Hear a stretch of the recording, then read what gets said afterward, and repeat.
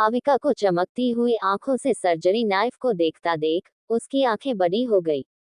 वो नाइफ उठाने के लिए झुकी ही थी कि अभय ने उसका हाथ पकड़ लिया।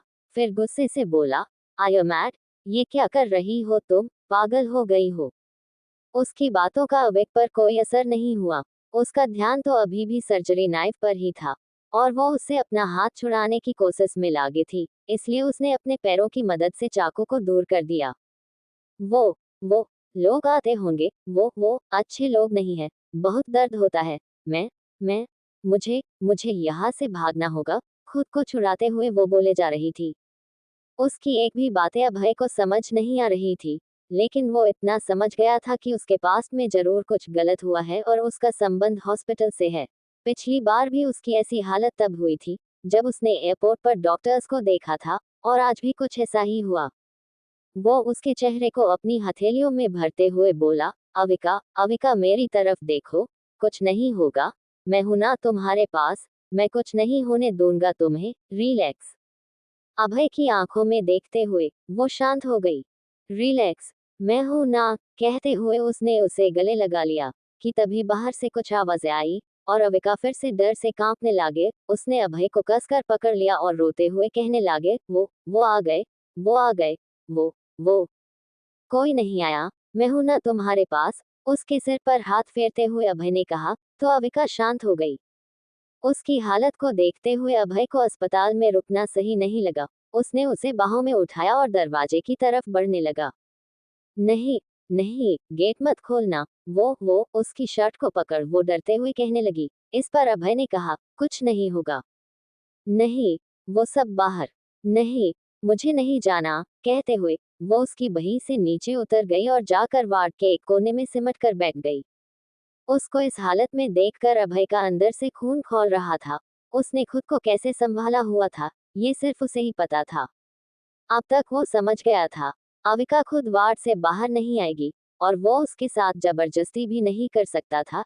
इसलिए वो खुद भी जाकर चुपचाप उसके बगल में बैठ गया और अपनी आंखें बंद कर ली। अभय खुद भी अपने इस फैसले से हैरान था। उसे समझ नहीं आ रहा था वो इस लड़की के लिए इतना कैसे बदल गया, लेकिन एक बात तो थी कि अब यो किसी को भी उसे हट नहीं करने देगा। ऐसे ही 1 घंटे बीत गए। इस बीच अभय ने कई बार उससे बात करने की कोशिश की, लेकिन अविका ने कोई रिस्पॉन्स नहीं दिया। अविका अभी भी वैसे ही बैठी थी और अभय फोन पर कुछ टाइप कर रहा था कि तभी अविका ने धीरे से उसकी बाजू पर फिंगर टैप करते हुए बोली, मुझे भूख लगी है। उसके लिए तो हमें यहाँ से बाहर जाना पड़ेगा, अभय ने कहा। तो वो सोच में पड़ गई, फिर बोली, नहीं मुझे भूख नहीं लगी। इतना कह उसने उसकी बाजू पर सिर टिका दिया। अभय चाहता तो उसे बेहोश करके वहां से ले जा सकता था, लेकिन उसने ऐसा नहीं किया और देखते ही देखते अविका सो गई। वही दूसरी तरफ अमेरिका में रात के 2 बजने वाले थे। माया बेड पर लेटी थी, उसकी आंखों में नींद नहीं थी। कमरे की लाइट ऑन थी। चादर को मुट्ठियों में मसलते हुए वो छत को देखे जा रही थी। उसके साइड में बैठा अनिरुद्ध कुछ फाइल पढ़ रहा था। इसके साथ ही वो काफी समय से माया के बिहेवियर को भी देख रहा था, लेकिन उसे कुछ भी अजीब नहीं लगा। उसे अक्सर माया का ऐसा बिहेवियर देखने को मिलता। नींद नहीं आ रही, उसने पूछा, लेकिन माया ने कुछ नहीं कहा। वो तो किसी और ही दुनिया में खोई हुई थी। अनिरुद्ध ने आगे कुछ नहीं कहा और काम करने लगा। बेड पर बैठते हुए माया ने कहा, कहीं बाहर चले, मुझे ये घुटन सी महसूस हो रही है। और यू ओके के, तुम्हारी तबीयत ठीक है? तुमने पहले क्यों नहीं बताया कि तुम अच्छा फील नहीं कर रही? उसके माथे को टटोलते हुए अनिरुद्ध ने कहा। इस पर माया ने कहा, मुझे कुछ नहीं हुआ, मैं ठीक हूँ, बस मेरा मन अशांत है। बाहर की ताजी हवा लगेगी तो मूड अपने आप फ्रेश हो जाएगा। माया को पता था अनिरुद्ध उसकी बात नहीं टालेगा, और ऐसा ही हुआ। उसके माथे को चूमते हुए वो बोला, ओके के, मैं अभी चेंज करके आता हूँ। और चेंजिंग रूम में चला। उसके जाते ही माया ने जल्दी से अपने फोन का सिम चेंज किया। उसे एक साथ बहुत सारे मैसेजेस रिसीव हुए और सभी मैसेजेस एक ही इंसान के थे। माया के पास मैसेजेस पढ़ने का समय नहीं था। उसने जल्दी से एक मैसेज टाइप किया और दोबारा से सिम चेंज कर फोन साइड टेबल पर रख दिया। अनिरुद्ध भी बाहर आ गया। उसे देख माया ने एक फेक स्माइल करते हुए बोली, मैं चेंज करके आती हूँ। इस पर अनिरुद्ध ने सिर हिला दिया। उसके जाते ही अनिरुद्ध ने माया का फोन उठा लिया। फोन का कवर उतार उसने माया के छुपाए सिम को हाथ में लिया और हंसते हुए बोला, तुम कितनी भी कोशिश कर लो मुझसे दूर जाने की, लेकिन मैं तुम्हें कभी खुद से दूर नहीं जाने दूंगा। इतना बोल उसने फिर से फोन टेबल पर रख दिया और खुद बालकनी में आ गया। उसने अपने खास आदमी शंकर को कॉल किया। दूसरी तरफ से शंकर बोला, बॉस काम हो गया, अभी वो हमारे सामने ही है, आगे क्या करना है। कहते हुए शंकर ने जमीन पर बेहोश पड़े हैंडसम आदमी को देखा, जिसकी उम्र 27-28 साल के करीब थी। उसके हाथ पैर बंधे थे और मुंह पर पट्टियां लगी थी। वो बेसुध जमीन पर बेहोश पड़ा था। इस पर अनिरुद्ध ने कहा, जब तक मैं ना कहूं, उसे एक खरोच भी नहीं आनी चाहिए। ध्यान रखो उसका और पता करो, वो माया को कैसे जानता है। ओके के बॉस, शंकर ने कहा। अनिरुद्ध ने उसे कुछ और इंस्ट्रक्शन देने के बाद फोन रख दिया और कमरे में वापस आ गया। माया भी चेंजिंग रूम से बाहर आ गई। उसने सॉलिड ब्लू कलर की कुर्ती पहनी थी और बालों का जुड़ा बनाया था। इस लुक में भी वो बेहद खूबसूरत लग रही थी। उसके पास जाते हुए अनिरुद्ध ने कहा, लेट्स गो। माया ने पलके झपकाए और अनिरुद्ध ने उसका हाथ पकड़ा और कमरे से बाहर चला गया। मालदीव में अविका की नींद खुली तो वो काफी डरी हुई लग रही थी। उसकी सांसें तेज थी और पूरा बदन पसीने से भीगा हुआ था। उसने आसपास देखा तो खुद को एक अनजान कमरे में पाया। वो कुछ समझ पाती कि तभी दरवाजा खुलने की आवाज आई, जिससे वो और भी ज्यादा डर गई और जल्दी से खुद को पूरी तरह से ब्लैंकेट से कवर कर लिया। मैं नहीं जाऊंगी, मैं नहीं जाऊंगी, मैं नहीं जाऊंगी। वो बार बार एक ही लाइन रिपीट कर रही थी, जैसे सच में कोई उसे जबरदस्ती पकड़कर कहीं ले जा रहा हो। कमरे में आते ही जब अभय ने अविका की आवाज सुनी और समझ गया कि अविका अभी भी खुद को हॉस्पिटल में ही समझ रही थी। अविका के पास बैठते हुए अभय ने धीरे से उसका नाम पुकारा। चादर को थोड़ा से नीचे करते हुए अविका ने उसे देखा। अभय के गले लग वो रोते हुए कहने लगी, मुझे यहाँ नहीं रहना, मुझे घर जाना है, ये लोग अच्छे नहीं है। इस पर अभय ने कहा, अविका, यहाँ कोई नहीं है, देखो, यहाँ कोई नहीं है।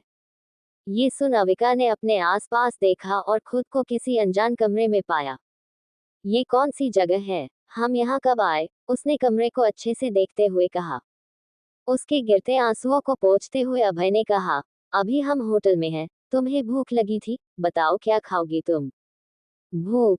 हाँ भूख तो लगी है, मैं कुछ भी खा लूंगी, लेकिन ज्यादा नहीं खाऊंगी, क्योंकि मुझे मोटा नहीं होना, अविका ने कहा। उसकी बात सुन अभय हंसने लगा।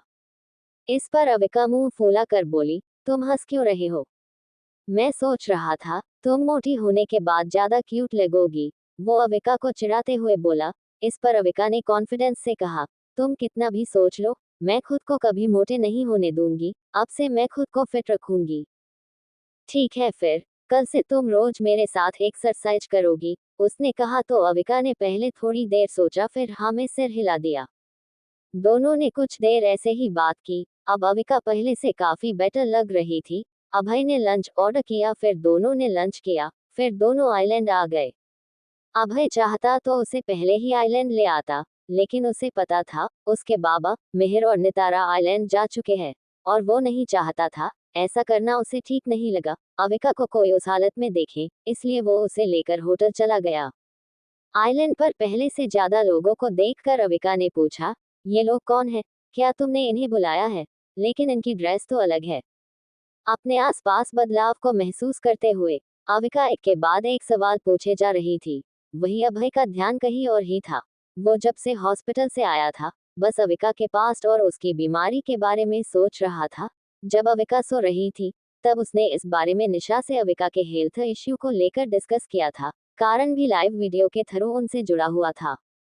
दोनों के मुताबिक अविका को दो हेल्थ इश्यू है। उसका एबनॉर्मल बिहेवियर सिजोफ्रेनिया के कारण है, और उसका डॉक्टर को देखकर खुद पर से कंट्रोल खो देना उसके पास्ट से जुड़ा है। ऐसे में अगर अविका के पास्ट के बारे में सब कुछ पता चल जाए तो उसका इलाज हो सकता है, लेकिन ये दोनों बीमारी कभी भी पूरी तरह से खत्म नहीं हो सकती। अगर अविका अभी नॉर्मल हो गई, तब भी चांसेस है कि आगे चल के भी उसे अटैक आए। ऐसे में पेशेंट को नॉर्मल करने के लिए मेडिसिन के साथ इसके साथ हमेशा अच्छा बिहेवियर भी जरूरी है। अभय को जवाब न देता देख अविका उसका हाथ हिलाते हुए बोली, हब्बी तुम बोल क्यों नहीं? इस पर अभय ने कहा, एक बार अंदर चलते हैं, सब पता चल जाएगा। नहीं, मुझे अभी जानना है। अविका बच्चों की तरह बोली तो अभी उसकी नाक खींचते हुए बोला, पहले अंदर चलो। अभय उसका हाथ पकड़ लिविंग रूम से होते हुए विला के पिछले हिस्से में आ गया। अपने सामने कई सारे नए चेहरों को देख अविका ने कसकर अभय की बाजू पकड़ ली। तभी उसने एक 55 साल के आदमी को अपने करीब आते देखा और वो अभय के पीछे छुप गई। रंजीत मेहरा, अभय के बाबा, अभय को देखते ही खुश हो गए। आगे बढ़ते हुए उन्होंने अभय को गले लगा लिया। तभी उनकी नजर पीछे खड़ी अविका पर गई और वो खुशी से बोले, तो ये है हमारे शेरनी, जिसने इस शेर को अपने काबू में कर लिया। उनकी तेज और कड़क आवाज सुन सभी की नजर अविका पर ठहर गई। अभय उसे रंजीत मेहरा से इंट्रोड्यूस कराते हुए बोला, अविका ये। उसकी बात काटते हुए रंजीत जी बोले, मैं इसका बाबा हूँ और आज से तुम्हारा भी। तुम चाहो तो मुझे अपना दोस्त समझ सकती हो और जब भी ये तुम्हें डांटे तुम इसकी शिकायत भी मुझसे कर सकती हो। रंजीत मेहरा को अविका की कंडीशन के बारे में सब पहले से बता दिया था और इसलिए उन्होंने अविका से प्यार से बात की ताकि वो उनसे डरे ना। अविका जब से अभय से मिली थी, किसी को भी अभय के सामने इस तरह से बोलते हुए नहीं देखा था। तसल्ली के लिए उसने अभय की तरफ देखा तो अभय ने स्माइल करते हुए पलकें झपका दी। अविका के चेहरे पर बड़ी सी स्माइल आ गई और फिर क्या था, अविका का डर और झिझक सब एक मिनट में गायब हो गई और शुरू हो गया उसका अविका पुराण। आप अभय के बाबा हैं, तो मेरे भी बाबा हुए, लेकिन आप अभी तक कहाँ थे, हमारी शादी में भी नहीं आए। कहते हुए वो थोड़ी नाखुश हो गई। रंजीत जी हंसते हुए बोले, तो आप हमसे नाराज है। अविका ने हाँ में सिर हिला दिया। इस पर रंजीत जी कहा, फिर आप बताएं हम आपकी नाराजगी को कैसे दूर करें। ये सुन अविका की आंखों में चमक आ गई। वो बोली, क्या आप हमारी सच में मदद करेंगे? हाँ बिल्कुल। आप बताएं, आपको क्या चाहिए? रंजीत जी ने कहा और अविका सोच में पड़ गई कि उसे क्या मांगना चाहिए। इसी बीच उसकी नजर अभय पर गई जो मिहिर और नितारा से कुछ बातें कर रहा था। नितारा की पर्सनैलिटी की बात करें तो 5 फुट 5 इंच हाइट, गोरा रंग, काली गहरी आंखें पर उसका वेस्टर्न लुक उसकी खूबसूरती को और बढ़ा रहा था। अविका ने एक नजर खुद को देखा फिर सामने खड़ी उस लड़की को, उसे उससे काफी जलन हो रही थी। वही नितारा भी तिरछी नजरों से अविका को ही देख रही थी और उसकी हालत भी बिल्कुल अविका की तरह थी। अविका सिंपल लुक में भी बेहद खूबसूरत लग रही थी। एक पल के लिए दोनों की नजरें आपस में मिली। दोनों एक दूसरे को ऐसे देख रही थी जैसे उनका बस चले तो अभी एक दूसरे को खत्म कर देंगी। एक टेडी स्माइल करते हुए वो अभय के और करीब खड़ी हो गई, मानो उसने इशारों इशारों में जंग का ऐलान कर दिया हो। ये देखते ही अविका का चेहरे गुस्से से लाल हो गया। उसकी दोनों हाथों की मुट्ठियां बंद हो गई और उसके नाखून उसकी हथेली में चुभ रहे थे। रंजीत मेहरा काफी समय ने अविका को ही देखे जा रहे थे और उसके बदलते एक्सप्रेशन को नोटिस कर रहे थे। उसकी नजरों को पीछा करते हुए उन्होंने वहां देखा जहां अभय, मिहिर और नितारा बातें कर रहे थे। वो अविका से बोले, पत्नी को हमेशा पति को अपने काबू में रखना चाहिए, वरना वो एक खुले सांड की तरह हो जाता है और किसी के कंट्रोल में नहीं आता। उन्हें देखते हुए अविका ने कहा, क्या इस लड़की का नाम नितारा है? इस पर रंजीत जी ने हाँ में सिर हिला दिया। जैसे ही अविका को पता चला वो लड़की कोई और नहीं नितारा है, वो जल्दी से अभय के करीब जाकर उसकी बाजू पकड़ ली और गुस्से से नितारा को देखने लगी। अविका के इस बिहेवियर की किसी को उम्मीद नहीं थी। उसको अभय के इतने करीब देख नितारा की आंखों में खून उतर आया। वही मिहिर के चेहरे पर भी एक टैडी मुस्कान आ गई। अभय ने एक नजर रंजीत जी को देखा जो किसी से कॉल पर बात कर रहे थे। फिर उसने अविका से कहा, तुम ठीक हो? इस पर अविका ने हाँ में सिर हिला दिया। मिहिर ने कहा, अरे भाई, हमसे भी तो भाभी जी को इंट्रोड्यूस करवाओ।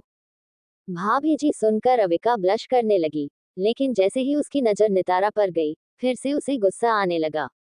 अभय ने मिहिर और नितारा को बिजनेस पार्टनर के तौर पर अविका से मिलवाया, तो दोनों को ही उसकी ये बात अच्छी नहीं लगी। रंजीत जी वहां आते हुए बोले, अरे भाई, रात यही बिताने का इरादा है क्या? अपनी नहीं तो इस बच्ची की ही फिक्र कर लो। उनकी बात मानते हुए सभी विला के अंदर जाने लगे।